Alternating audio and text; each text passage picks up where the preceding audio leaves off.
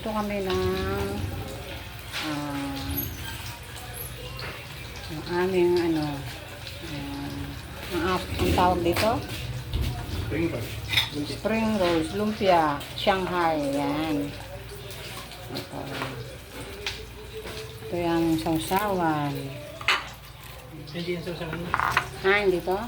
Ayan to. Kasi din yan? At dito yung isang sausaw nyo, yung tortillas. Kukunin ko yung munggo, iinit ko. Hello, hello! Good morning mga friends. Ayan. So, katatapos lang maglaba ng aming daddy lolo. Tinapos namin yung aming labahin. Yung mga uniforme ng aming mga estudyante. O, kumusta na kayo? Ito na naman yung kusina. Ang aking tinatrabaho. Ayan. Siyempre, magluluto tayo ng ating tanghalian. At wala naman tayong ibang gagawa kundi lang tayo. O, kumusta na kayo? Yan, medyo maano yung ating weather. Hindi siya masyadong matingkad ang init. Medyo ewan ko lang mamayang tanghali, baka umirap na naman yung sobrang init. Yan. Kayo mga friend, ano bang mga niluluto nyo for today? Yan.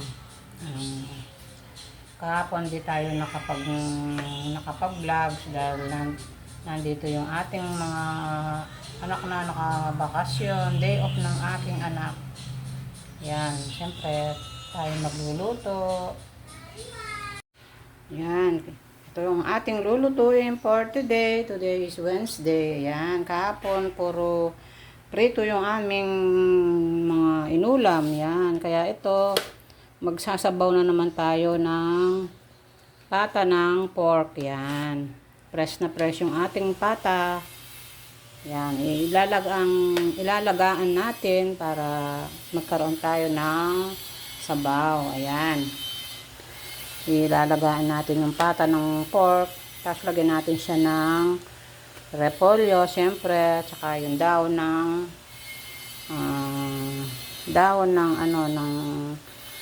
sibuyas, yan.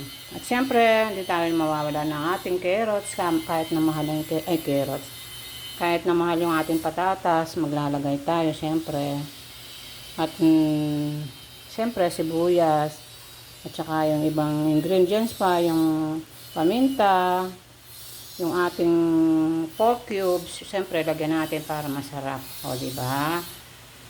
Tara, samahan nyo ako mga friends sa aking pagluluto ng nilagang pata. Yan. Pork pata. Mga friend, ito na yung ating nilagang pork pata. Ayan. Kumukulo na siya. Yan, pakuluin natin ng maraming beses para lumambot siya. Hello mga friend, ito yung ating nilagang pork pata. Ayan. May ulam na tayo ng tanghalian. Ayan. Maya maya mga friend,